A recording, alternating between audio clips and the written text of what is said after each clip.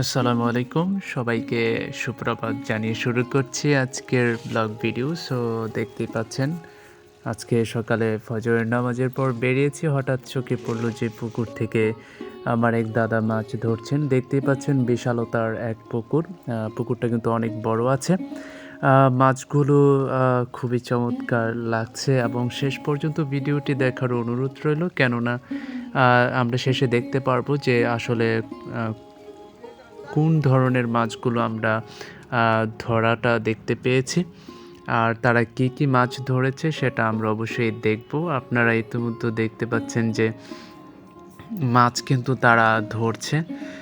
১ম থেকেই কিন্তু আমি ছিলাম এবং শেষ পর্যন্ত ছিলাম। আসলে ১ম যে মাছগুলো সেগুলো হচ্ছে বাটা মাছ ছোট, ছোট আকারে।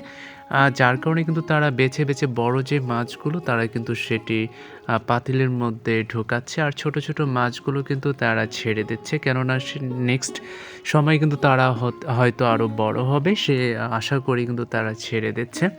আমি ১ম এ যখন দাঁড়িয়েছিলাম, যখন জালটাকে পেঁচিয়ে পুরো পুকুর পেঁচিয়ে আনা হয়েছে, তখন ভেবেছিলাম যে হয়তো অনেক বড়, বড় মাছ থাকবে।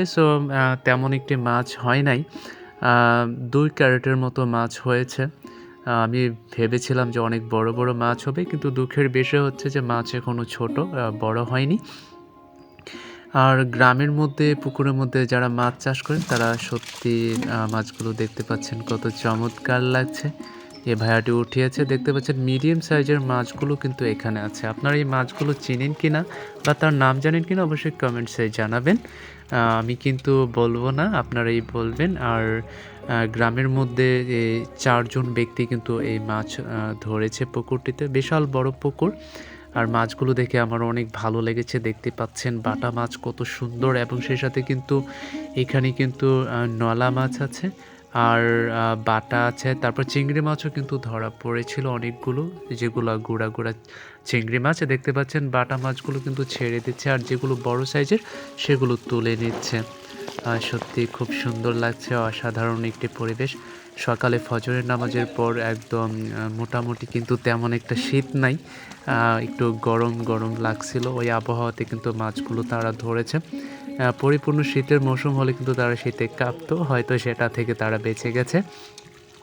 তো সামনেই কিন্তু শীত আসছে। পৌষ মাসে কিন্তু খুব শীত এবং মাঘ মাসে কিন্তু ভালো শীত লাগে মানুষের। আর সত্যি মাছগুলো খুবই ভালো লাগছিল। পুকুরের পানি নষ্ট হয়ে গেছে। বৃষ্টিতে যে পানিগুলো হয়েছে সেগুলো মানে ময়লা আবর্জনায় পুকুরের পানিগুলো নষ্ট হয়ে গেছে। যার কারণে কিন্তু মাছ আস্তে, আস্তে উঠিয়ে নিচ্ছে এবং নেক্সট টাইম কিন্তু এখানে আর হয়তো মাছ ছাড়া হবে না। যারাই ছাড়বে তারাও হয়তো আরও সুন্দর একটা পরিবেশ করে পরিষ্কার পরিচ্ছন্ন করে মাছ ছাড়তে হবে। আর মাছগুলো দেখে আমার ইচ্ছে করছে সবগুলো মাছ নিয়ে যেতে। ভালো থেকো।